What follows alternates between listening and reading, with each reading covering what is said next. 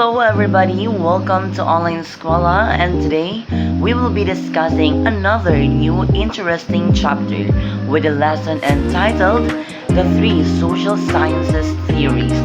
I am Teacher Danny, and come along with me as we delve into a new meaningful discussion. Before we delve into our discussion proper, let's have a short activity first.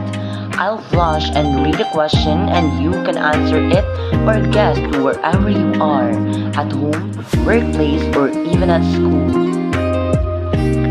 This activity is entitled Battle of Brains. So first question. He was a British philosopher and sociologist. He applied Darwin's ideas to society, known for survival of the fittest. Who do you think he is? Yes, you're right. He is Herbert Spencer. Next question. It is a system or a group of people governing an organization, community, or the country. Yes, you're right. It is government. Third question. It is a complex of dynamic social institution characterized by kinship ties, shared residence, and reciprocal obligations, serving as a primary agent of socialization and emotional support.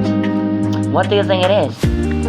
Yes, you are absolutely right. It is family. Next question. Blank is an institution or formal education where students learn academic skills, social norms, and cultural values.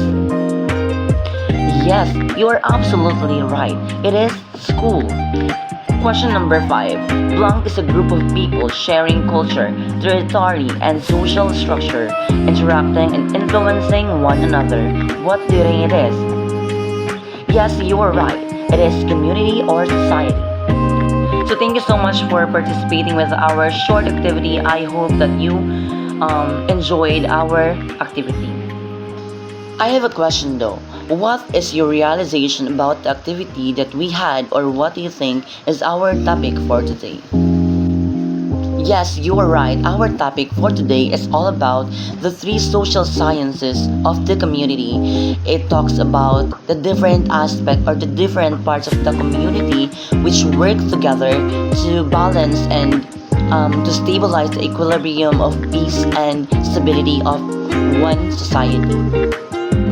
So for our intended learning outcome, at the end of this chapter, the students must be able to explain three social sciences theories and their implications to education. And I hope that at the end of this discussion or at the end of this video, we will be able to achieve this learning outcome. For our introduction, allow me to read. Sociologists today employ three primary theoretical perspectives: the functionalist perspective, the conflict perspective, and the symbolic interactionist perspective. These perspectives offer sociologists theoretical paradigms for explaining how society influences people and how people influence society.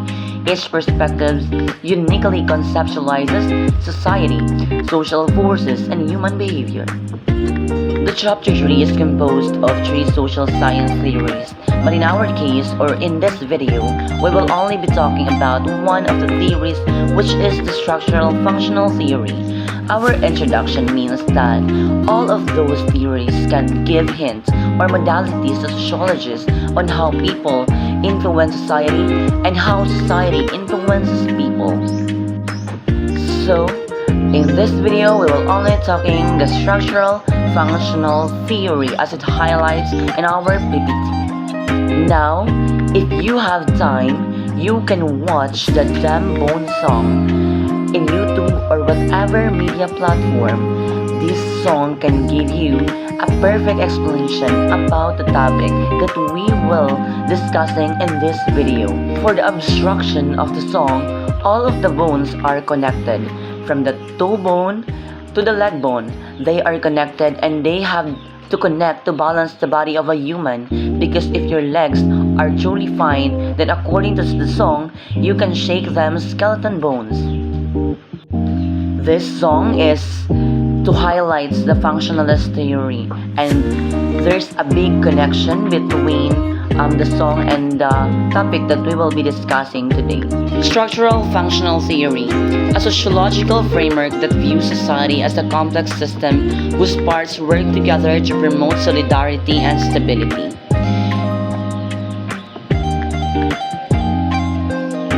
The system of interconnected parts, Herbert Spencer is a primary proponent of this view, suggests that society is not just a random collection of people. Instead, it is a system of interconnected parts where each part has a unique or specific function. These parts, such as family, education, religion, and the economy, must work in harmony to maintain social balance. The biological analogy. The theory frequently compares society to a human body, often called the organic analogy.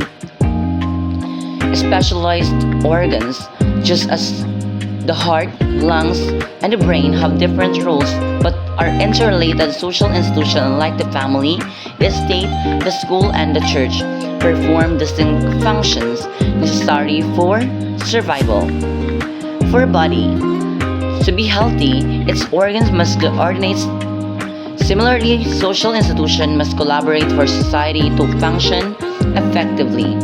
In their dependence and health, it emphasizes that the health of the entire society depends on the performance of its individual components.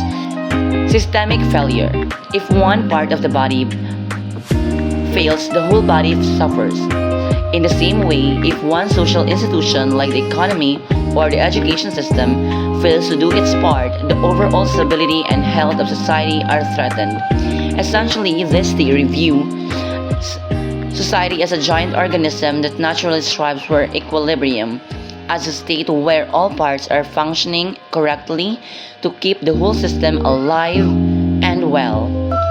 For instance, there is peace, stability, equilibrium, and harmony in society if families do their part bringing forth children. So this is the main role of the family. We always believe that the family is the basic unit of the society, and they are responsible to give or to produce for children instilled with different values, moral values, and ethical actions, as well as they have the responsibility in nurturing and socializing them. And also, if education or schools effectively transmit knowledge, skills, and values. So this is the main responsibility of the school. So we can attain peace, stability, and equilibrium. They should instill different skills, cognitive values, cognitive education to all the students to produce a critical thinkers, students for the future.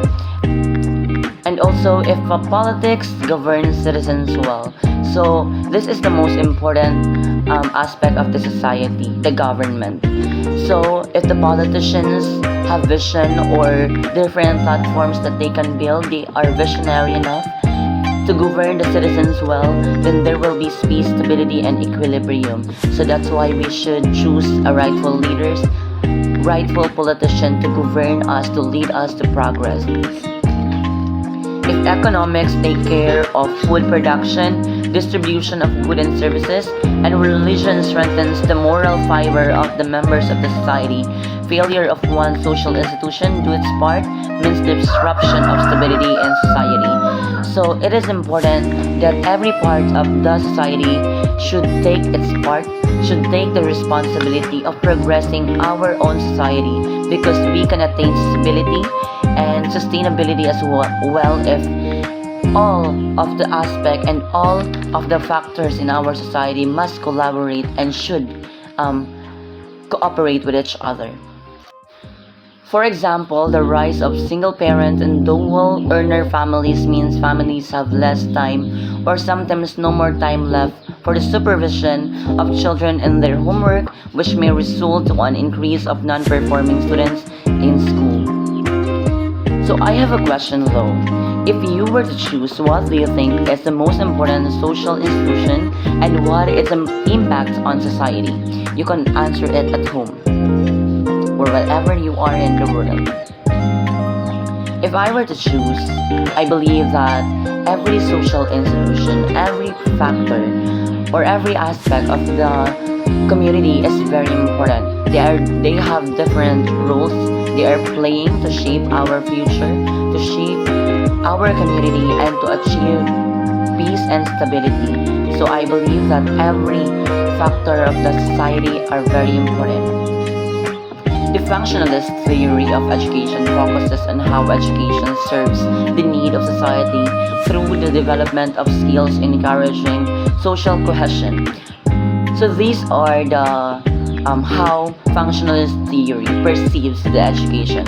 First is the role of schools is to prepare students for participation in the institution of society. So this is how the functionalist theory perceive the education. First is the role of schools is to prepare students for participation in the institution of society. So this is the main role of school is to produce laborers, produce workers in the future. Not only laborers and workers, but also those critical thinker students, those who can excel in different aspect in every institution.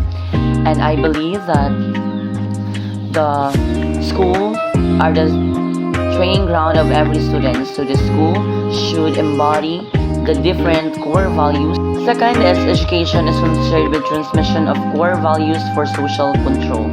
So as we all know, our different schools have these core values such as in DepEd, we have the makadiyos, makatao, makakalikasan, at makabansa. This means that every student should embody these core values for social control. Because if our schools can deliver or can produce students that have core values, then there will be a social control and they will have a proper behavior and can embody the proper etiquette on how to socialize people, embodying core values from our schools. Third is education is concerned with socializing people by bringing together people from different backgrounds. So we are always learn or perceive that the schools are our training ground and people from different background come together socializing, learning different stories, learning different life stories, and learning how we can learn together. And this is the most important in education, where we can create friends, we can create bonds together, as well as relationship that long last forever. Fourth is the functionalist theory is focused on social stability and solidarity. This means that every person in the society should function well and to also unify with each other to foster solidarity and stability. They have to collaborate and cooperate with each other to attain this.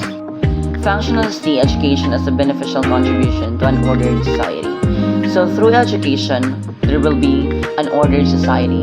We can avoid chaos because if all of us have core values and know how to attain peace and to understand with each other, then there will be misunderstanding and we can avoid chaos and we can get a peaceful and meaningful society where everyone is validated, as well as we can foster unity as well as solidarity. Intellectual purposes. This is the most obvious role of schooling. It focuses on cognitive development, such as teaching students how to read, write, and compute. Beyond basic literacy, it focuses or encourages inquiry skills, teaching students how to think critically and solve problems. Second is political purposes.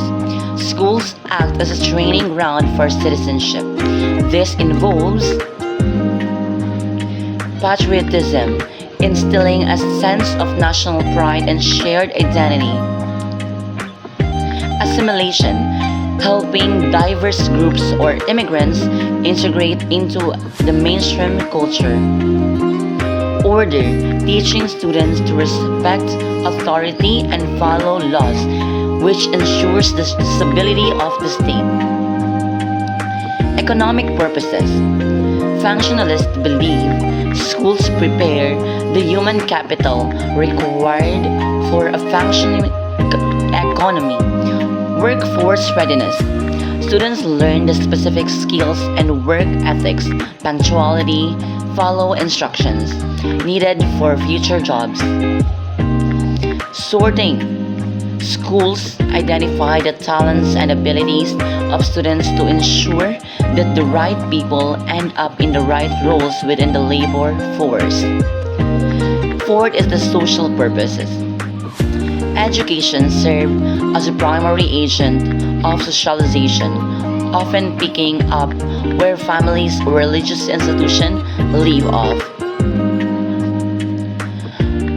For moral responsibility, teaching shared values and ethics. Problem solving. Schools are often seen as a places to address social issues like poverty or health through awareness and education. Social cohesion. By teaching everyone the some basic rules and the values, schools help create a unified society. In short, functionalists see schooling as a bridge between the private life of the family and the public life of society, ensuring that every individual should equip to contribute to the greater good.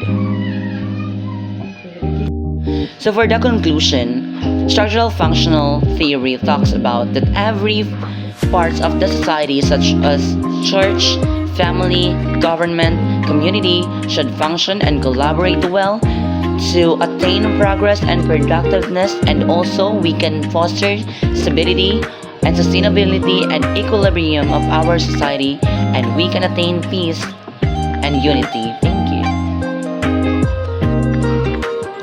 That's it for our video. I hope that you will learn from our discussion. Thank you so much for watching and stay tuned for another video. Bye bye.